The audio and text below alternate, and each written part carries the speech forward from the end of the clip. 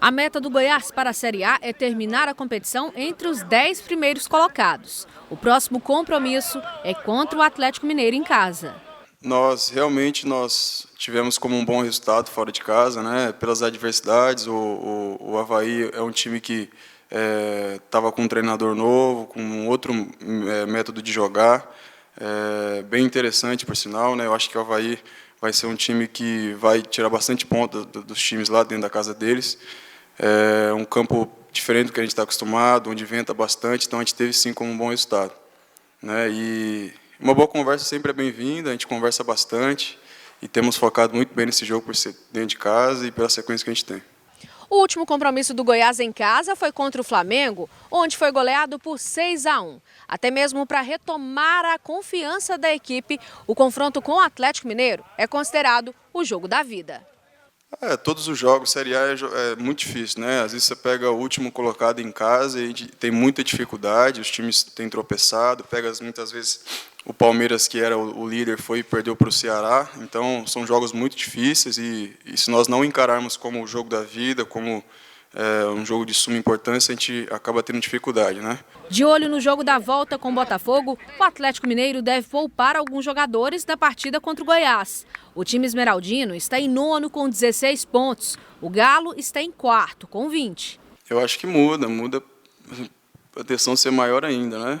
Até por usar esse jeito de falar, time reserva, né? Eu costumo nem falar time reserva titular, eu sempre falo time alternativo, porque, cara, se você for ver os coletivos, o dia a dia é muito próximo, assim, as posições, os dois, três que disputam a mesma posição são muito parecidos tecnicamente, e eu não tenho dúvida que o time alternativo deles também não tem dificuldade, então a nossa atenção tem que ser muito maior por se tratar do time alternativo.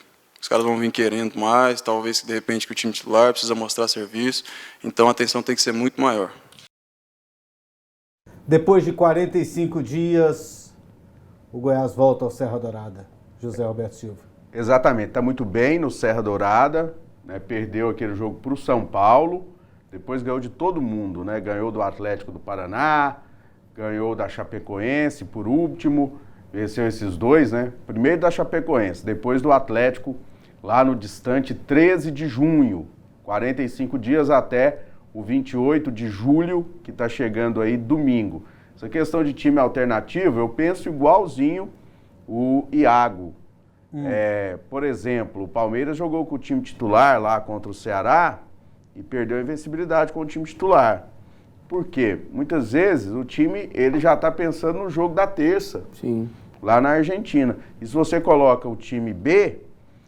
Eles só estão pensando naquele jogo. Só naquele jogo. E na vaguinha no próximo. No próximo, é verdade. Né? Na vaguinha no próximo da Libertadores. Vou fazer uma fumaça aqui e vou ser convocado para essa Libertadores. E aí, muita gente acha que o time alternativo tem assim um marceneiro, um açougueiro, um médico, um cinegrafista, um jornalista gordo.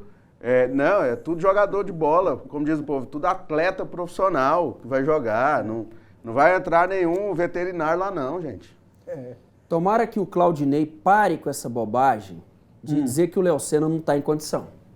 O Léo Sena tem que voltar para esse time, amanhã haverá o posicionamento e a gente vai conhecer qual é o time que vai enfrentar o Atlético, mas ele justificou que o Léo Sena não estava tão confiante assim para escalá-lo no jogo contra o Avaí.